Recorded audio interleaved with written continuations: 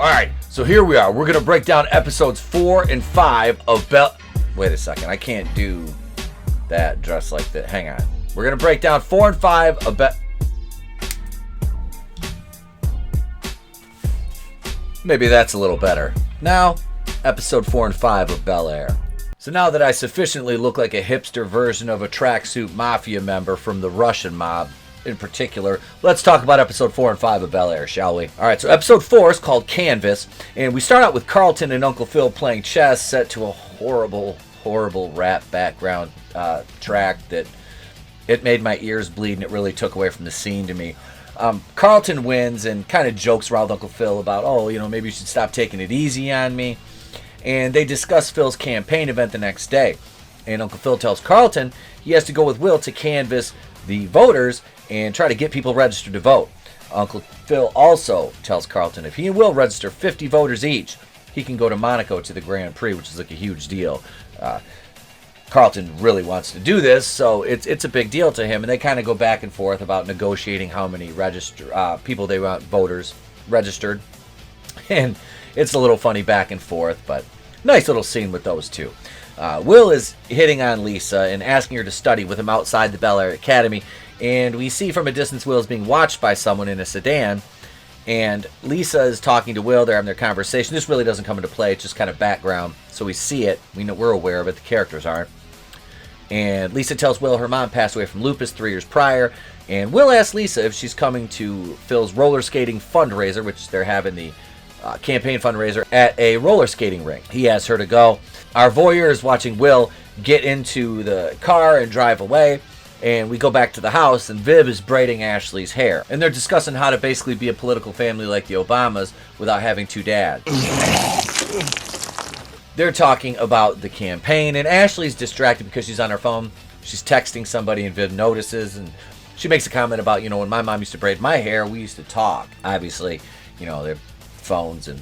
Hang on. I gotta take this. No. So, it's a generational thing. Will is talking to Trey, his friend from Philly. Trey tells Will that Rashad, who has a hit on both of them. Will goes and confides in Jeffrey, but first he's looking for Uncle Phil. He wants to talk to Uncle Phil about it. Let me go into this. Will asks Jeffrey if he knows why he's really there. And Jeffrey says the Rashad Denton situation. Jeffrey tells him, I'll take it from here. And nonchalantly goes back to drinking his coffee and just kind of reading. So Will looks puzzled, but he walks away. He's kind of like, okay, Jeffrey's got it, he said. Hillary's interviewing via Skype for all these different companies and influencer houses she wants to get into for her food, you know, her cooking. And much to no avail, apparently. And there's some cringe dialogue, you know, nothing too major. You more or less just get the impression that Hillary is just kind of striking out as she's trying to make all these connections with all these different influencers to get herself out of the house and, you know, kind of start her own path to a career. Viv and her friend, whose name eludes me, I honestly can't remember it, looking at some of Viv's paintings in an area of the house where it's like all clustered because it's all her art supplies and she hasn't used it in a long time. It's been years since she's painted. And remember, she took exception to the comment where Phil said she used to be a painter, and, you know, she took exception to that because how dare you insult a queen and say she's not an artist anymore because you're always an artist. Always. I don't know. I'm just joking. It wasn't that bad. It really wasn't. So they're discussing her art. It's funny because they're looking at this one painting and they're pretending a faceless basketball player is a fucking Picasso or something, and it's kind of basic. Her friend tells her that there's some big art gallery opening and she should try to get noticed or stop being a wife and focus on yourself, queen, or something like that. I don't know. Will is playing piano and Hillary comes in and he tells her that he used to practice on cardboard that his mom would draw the keys on because they couldn't afford a piano, but he did take lessons at a church, and that's where I learned how to play piano. Hillary is lamenting that she can't get into any of the content creator houses. Hillary also whines about the fact that her parents are making her move out and it'll affect her lifestyle, aka Hillary is rich and entitled. And that knows no race, creed, color, nor religion. If you're rich, you can be an entitled person. It doesn't matter what. But see, this proves it doesn't matter what ethnicity you are. Rich people can all be entitled. Hillary tells Will that Carlton gets to go to Monaco if they meet their voter registration goals. So she says Will needs to learn how to work the system like Carlton does. So Will goes to Aunt Viv and makes a deal in a similar fashion to Carlton's, but his stakes are if they hit the goals, Trey can fly out to LA from Philly and spend some time with them given everything that's happened. Which really doesn't make a lot of sense considering they're in school and it's in session currently, but the plot needs it to happen that way, so logic be damned, Trey's gonna fly out if they meet their goals. Uncle Phil is telling Viv she needs to soften her image and not be well, you know. He basically tells her that she needs to hold her tongue until after the election.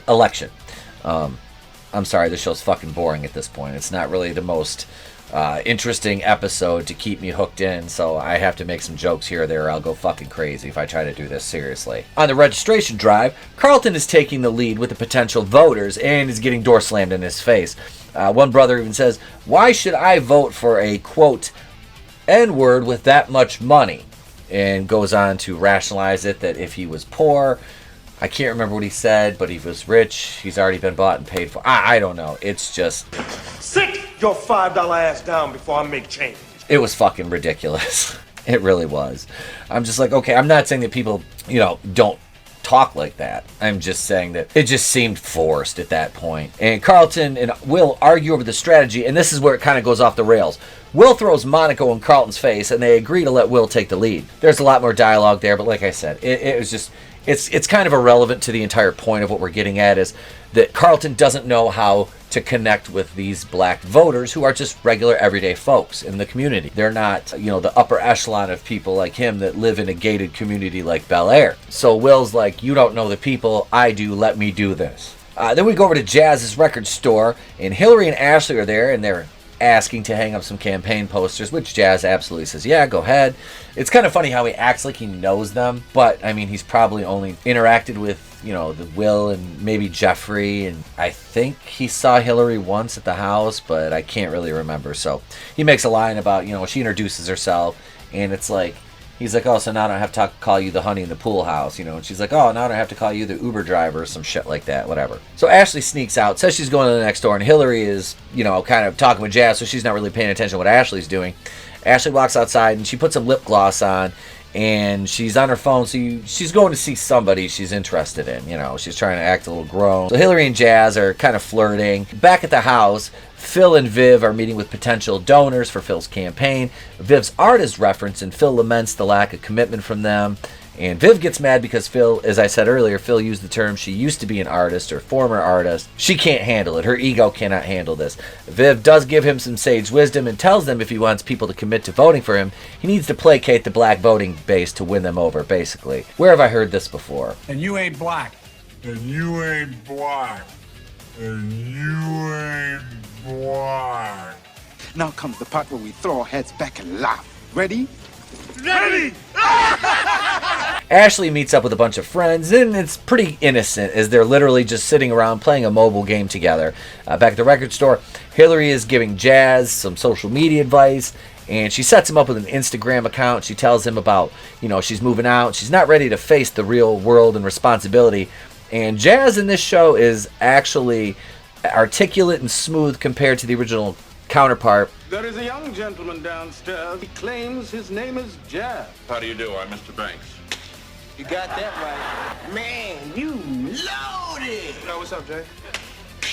And is easily one of the most likable characters on this show. He really is. Jeffrey meets with his guy about the Rashad situation and tells him to reach out to his man in Philly and take care of Rashad Denton. And then they just part ways. It's over. So it's like, okay, they're not giving him any more money. It's because they apparently paid him like $10,000 and that wasn't enough. So they're like, we're not giving him any more money. You're done. And then we go back to Will and Carlton having some success after Will takes the lead in the campaign trail, because in Carlton's words, Will is slandering Dad's opponents and equating the Blue Lives Matter with racists, and then goes on to say to Will, I may not always agree with them, but you can't just label all conservatives racist. Will retorts, I can, and it's working.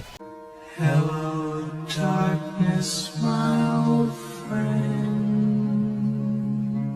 Who wrote this? To which Carlton calls into question the hypocrisy of Will's methods.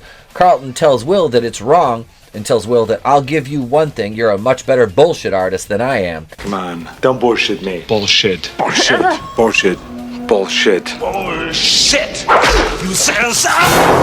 It's all bullshit.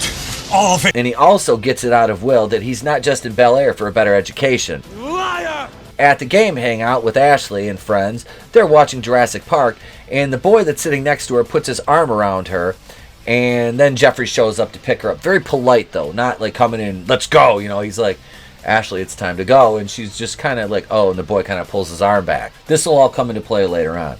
Jeffrey tells Ashley as they're walking back to his car that he won't tell her parents if she stops sneaking around, and he's very kind and gives her excellent advice. Again, I said Jeffrey's easily one of the most likable characters on the show.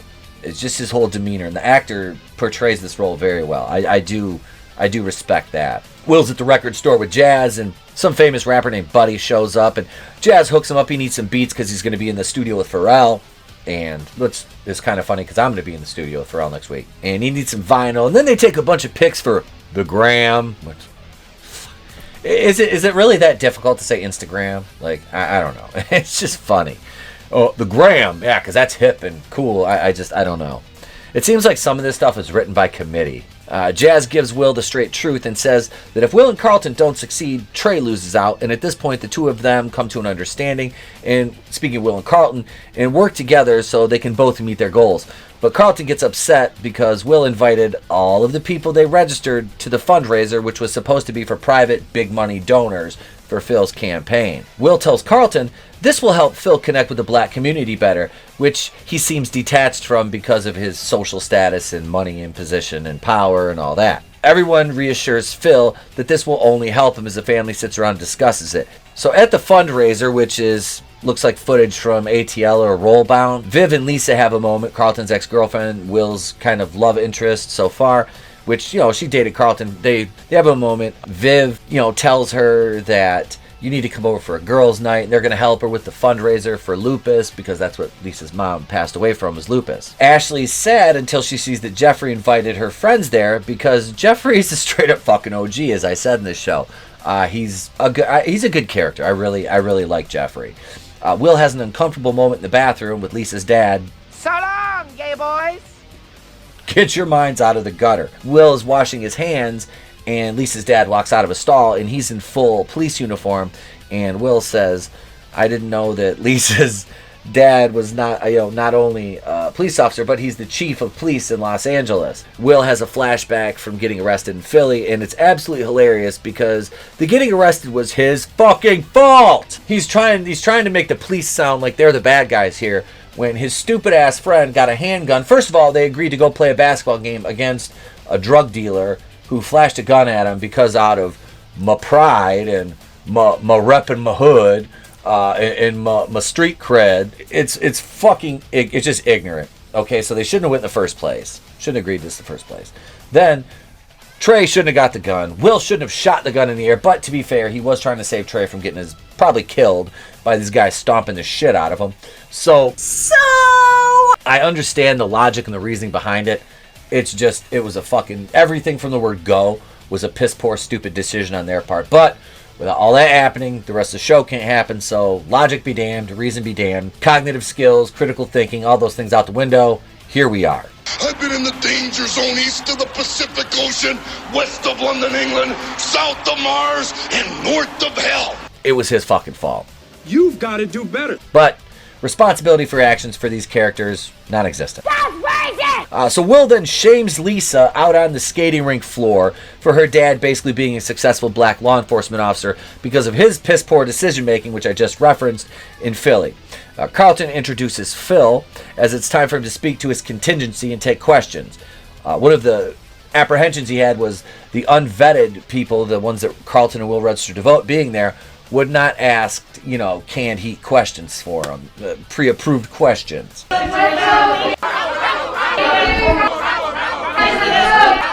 People, calm down. But we don't know what else to do, man. Of course, the first question is about incarceration of young black men. And of course, defunding the police is brought up. You serious? Because that worked so fucking well, didn't it? That worked so well. Defunding the police worked well. Every city that voted to defund the police has somehow asked for more money for police funding. I wonder why that is. And then we get the whole I'm going to turn this around by blaming the police for idiots committing crimes, which is absolutely hilarious. Back at the house, they're all home after the fundraiser. Everybody's having a good time at home. They're happy, it went well. Jeffrey tells Phil he needs a word in his office. Carlton and Will finally come to an agreement and not try to trip each other up. A little fist bump, a nice little moment with those two. Okay, they're on the level now. Viv and Hillary are drinking some champagne, and Hillary gets accepted into an influencer house, which excites her. And when she tells Viv about it, she tells her it's free, and Viv tells her nothing's for free, and Hillary, of course, skulks and walks away and says, "Why can't you just be happy for me?" Which Aunt Viv's kind of right. Will's reading the alchemy book, The Alchemist, I believe it is, that was given to him, and Viv comes in and tells him they'll fly Trey out to L.A. this coming Friday, and he calls him immediately. Will tells him, "Yo, Trey, you can fly out." And Trey tells Will he has good news too. Rashad is dead because he got shot up in a strip club. Because of course he did. Fucking Pac-Man Jones over here. And Will acts sad after finding out that Rashad's dead, and it's hilarious. It is so hilarious because Rashad wanted them both dead. But now you're sad because a young career criminal got put in the dirt who was literally going to murder you both. You had to fly across the country, and you're sad because this retard got. You know what I mean? I just look at it like a drain on the legal system is eliminated. Big fucking deal. That's my perspective anyway. That's how we leave episode 4, which all in all wasn't terrible. Jeffrey and Jazz's characters remain the stalwarts on this series thus far. The best motivations and performances definitely reside within both those actors and those characters. So let's go into episode 5 now, shall we? Episode 5 is called PA to LA. We start out with Will driving Trey back to the house after he picks him up at the airport, and Trey marvels at the interactive user interface of the Lexus that Will's driving that belongs to Aunt Viv. It's marvelous. It's wonderful. It's mind-blowing technology. Somebody who's probably never seen shit like that before, you know what I mean? So yeah, they kind of have him going a little, and they have fun with it too, it's not real stupid. I'm just kind of making a joke out of it, so fucking bear with me because this show was not that great. Hillary's packing up her things around the house, kind of straightening up. Uncle Phil's helping her, and he advises her to cut her mom some slack because she's just trying to help and guide Hill. And they continue to prepare for her soiree later that evening, which is why she's cleaning up. Her dad's cleaning up. She's kind of just walking around and talking because she's having all these different influencers over for this dinner, so she's trying to impress them. Trey and Will arrive back at the Banks home, and at one point Trey says to Will, "I bet it's going to be tough giving all this up, right?" Will asks what he means, and Trey responds, "With Rashad dead, you can come back to Philly now." And you can see that Will hadn't really put too much thought into that being a factor. Trey is completely blown away by everything in the house, and the actor does a good job of conveying this to the audience. And Trey also takes kind of issue with the fact that Carlton plays lacrosse, basically because he's black. That's racist! Trey meets Aunt Viv and brings her some Philly street fudge, which she absolutely loves because that's where she grew up with Vi, Will's mom, which is Viv's sister. And again, Trey brings up Will coming back home, and Aunt Viv gives that look where she doesn't want Will to leave. Uncle Phil's with his campaign manager, who's played by Dwayne Martin from Above the Rim, one of my favorite basketball movies, and they're celebrating him being up in the polls, and Phil tells the boys that he got them VIP concert tickets for that night.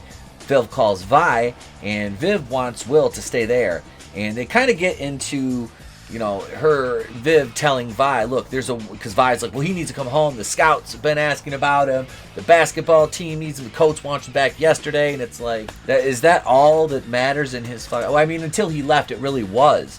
His world was very small, and it's expanded now, and a lot of opportunities have opened up for Will. So, and that really becomes kind of the central theme of this episode. Vi tells her, Viv, that, he's my son. Viv says, you have to realize there's a world outside of sports by staying in Bel Air. And then, obviously, like I said, Vi wants him to come home. And Trey and Will are talking, and Trey makes fun of Will for reading. He makes fun of him for reading. And I believe the quote was, N-word, don't act like you read these books. And it's like, you've got to do better. Yeah, he does. Will's a very smart kid in this and the original show. He really was. They played him off as goofy in the original show. And the one thing I do like is it shows a little more of his intellect in this. Obviously, he's still a kid and tends to make some bad, irrational, emotional decisions. But that's part of being a kid and growing. And it's, kind of coming and finding yourself. So Trey keeps pressing the issue of Will coming home, and Trey doesn't want to dress up for dinner. Will pulls suits out, and Trey's like, oh, I can't believe you buy into this.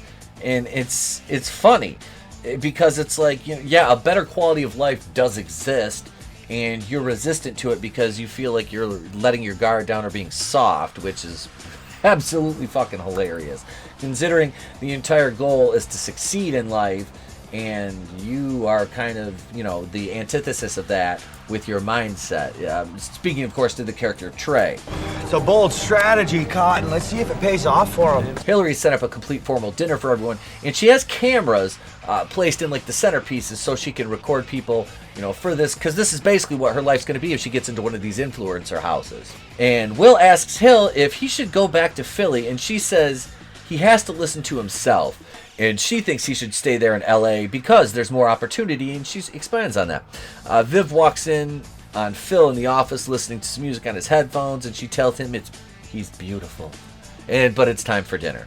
And it's kind of nice to see the relationship that Viv and Phil have, to see and I'm not saying that this is anything out of the ordinary, because we've seen it portrayed in shows like Family Matters, The Cosby Show, that there are middle class and upper class successful, black families, because we only see one side of the narrative from certain, shows and movies and media and the news. So it's nice to see that a cohesive married, black couple is portrayed like this. And it honestly, it's good. It's good for people to look at, younger kids, because it's a very important thing to know that the nuclear family still does exist, and not to show people in only one light. You have to see the entire scope of things. And that's one thing I will applaud, is not all the writing to the show, but that shows that they're a strong couple. And I like that. Being, haven't been married for 12 years, I enjoy seeing that portrayed. Like I said, when there's so much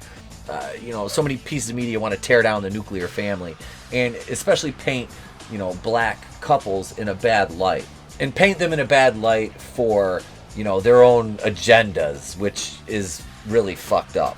Viv tells Phil it's time for dinner. He runs through all the guests because he says, Hillary sent out a email, explaining who everybody was, who their roles were, and Phil's like, bang, bang, bang, he knows them all. And it's fucking hilarious because all the guests are, they're a very diverse group of people, which in reality, absolutely, this is very accurate. It's just funny. It goes down to somebody, he's like, and this is this person, and their pronouns are they, them. I'm like, oh my fucking God. I just rolled my eyes.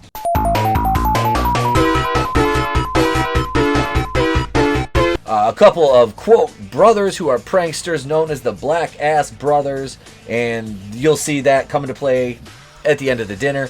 And the dinner's going incredibly smooth, except for Trey has been drinking, like sneaking drinks, because they're obviously teenagers. They're not letting the kids drink, but he's sneaking them. Phil actually talks to one of the other influencers about Hillary. When she was a child, the health issues she had.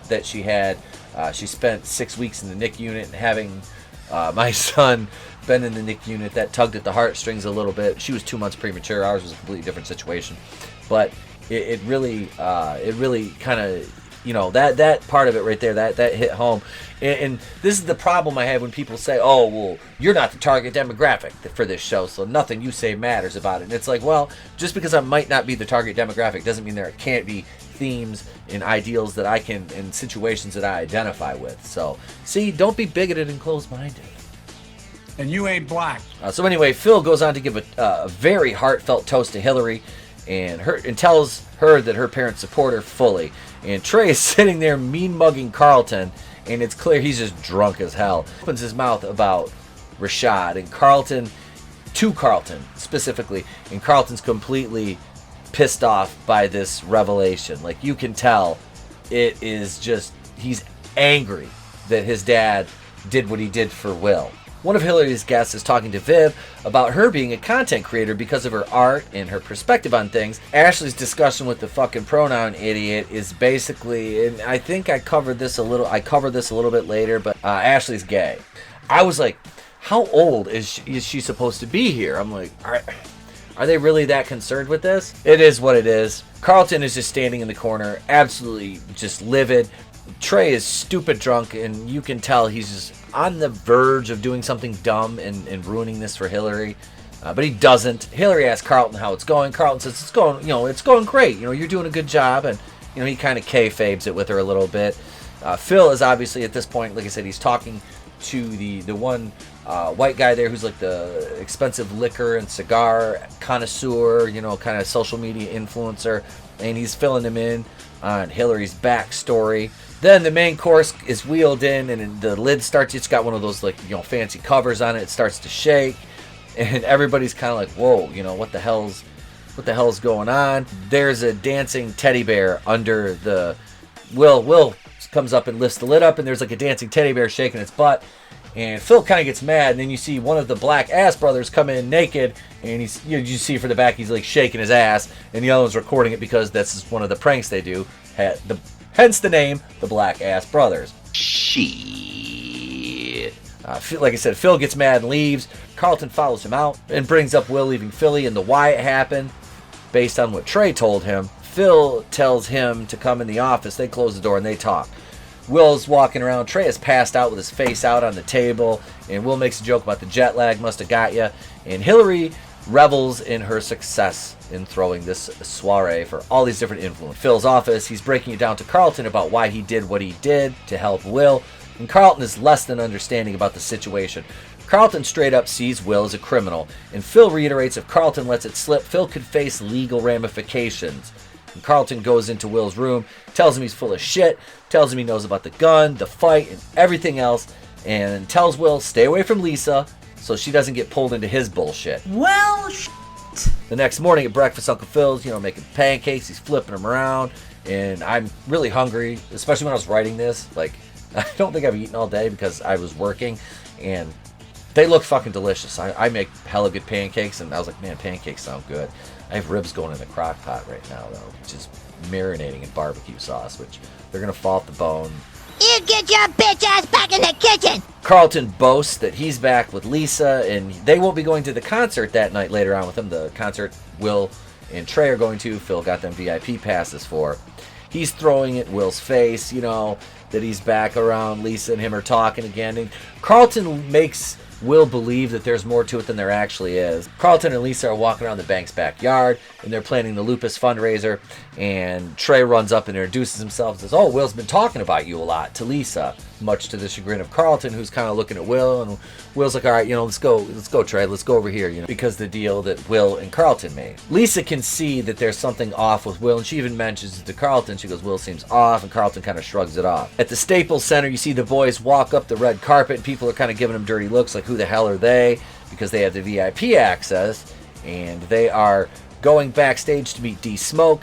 Trey freaks out and is completely starstruck. Beforehand, he was like, I got so many questions to ask, and Will and Phil are like, hey, how you doing? And Trey's just like, just kind of frozen. Do you want to build a snowman? It doesn't have to be a snow. Viv goes to Reed's art gallery. This is the guy she knew from her past as a painter, and he approaches with 2 glasses of wine, and you can immediately see the foreshadowing of him and her having some kind of pre-existing relationship, or him having feelings possibly unrequited for her in their past. As she dissects the art, you can tell by the dialogue he's still into her. He's pining for her, as it were. And he discusses her color palette. He wants her to show him her art. And he has a space reserved for her at his exhibit in the gallery. And he's laying it on really thick at this point, even calling her by her maiden name accidentally. And at the concert, Trey and Will are up in their box. There's gourmet food, and they sit down. Phil's got to go visit with Lisa's dad and some random white guy who works for his campaign. And the white guy tells him to, quote, tone down his rhetoric regarding defunding the police. We cut over to Hillary giving Ashley a gift, and Ash asks Hill for advice on her crush, which is Lucia. Said earlier they made Ashley a lesbian. While it is perfectly normal, I'm not saying there's anything wrong with being gay. There's not at all. Being gay, lesbian, bisexual, whatever you may be, it's fine. It does have its place in entertainment, but like I've said many times before, just make the writing good. And honestly, this was handled pretty well, all things considered. So I will give the show that. I will, back in the luxury box, Trey is mad that Will wants to stay in LA. He feels very slighted. He throws the "you're going to turn your back on the hood where you came from" card, and he kind of causes a scene. The couple next to them is visibly uncomfortable, throwing some profanity around. Not to say there was going to be profanity at a rap concert. It's just kind of like, dude, you're in a VIP box, like, just time and place for the discussion. It's funny, Trey is kind of bagging on Will for wanting this life, but he's quick to sit there at that luxury box and watch this concert with VIP status, eating gourmet fucking food. I'm just saying, bud, you might want to watch your hypocrisy. That's racist! Carlton and Lisa are clearly, vibing, having a good discussion about the fundraiser. And Carlton's going in for the kill, misreads the situation, goes to kiss Lisa. She pulls back, rejects his advance, and he immediately gets offended. You can tell the room just gets cold as ice. Will and Trey are back at the house after the concert. Trey's ready to go home. He's ready to leave because he's clearly jealous of Will succeeding, and he says, "You're going to leave my broke ass back in Philly." There it is right there. And he mentions, he says, "Why is this happening to you and not me?" It's like, well, motherfucker, because you don't have a rich ass fucking family like this. His cousin and his aunt and uncle, so that's fucking why you wouldn't leave the hood anyway. You don't want to leave the hood. You want to stay in the hood, remember? Pepperidge Farm remembers. It all boils down to fucking jealousy. That's what the entire crux, the nucleus of Trey's argument is he's fucking jealous. This is outrageous. It's unfair. All goes back to what Tony and I, my co-host, discuss in our podcast about crabs in a bucket. You see this in every group. There's always the crabs in a bucket mentality.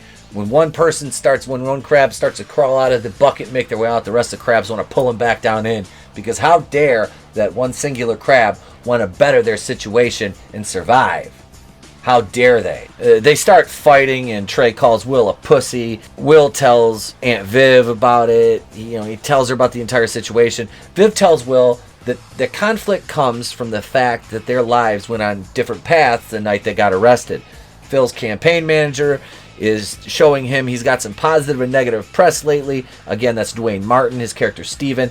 And this stems from the camera footage of him telling the dinner guest about the issues they had with Hill being 2 months premature. And that was good because it humanized him to his constituency. The bad was from the campaign event at the roller rink, where he was talking about defunding the police, and we get a campaign ad that looks like it was written and produced by Sean Hannity, using the terms, radical left and rioters, when everyone knows that 2020 gave us peaceful protests. Nothing bad happened during the summer of love. Nothing.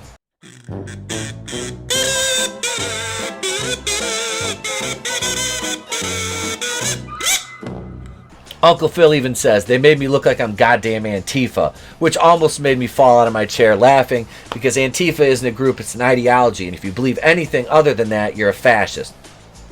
I can't even say that with a straight face. Of course Antifa's a terrorist group. So Steven and Phil argue strategy, and I really don't care at this point. I kind of tuned out of that fucking whole conversation. Trey leaves for the airport, and you see before he leaves they're crying because it's clearly the end of their friendship, and they've been friends since they were children. And Trey says he doesn't want it to be the charity case there and go soft in Bel Air, and Will tells him that he's discovered there's more to life than West Philly. And Trey says, "Not to me, bro." And that's why he'll probably die before the age of 25, because he's got that hold it down for the hood mentality, which is really fucking sad because I'd already got him shot. You have done that yourself. Viv and Hill have a heart-to-heart in the kitchen. Viv opens up, and they have a really nice moment. Viv tells Hill she's so proud of her, and it is a truly nice moment between these two characters.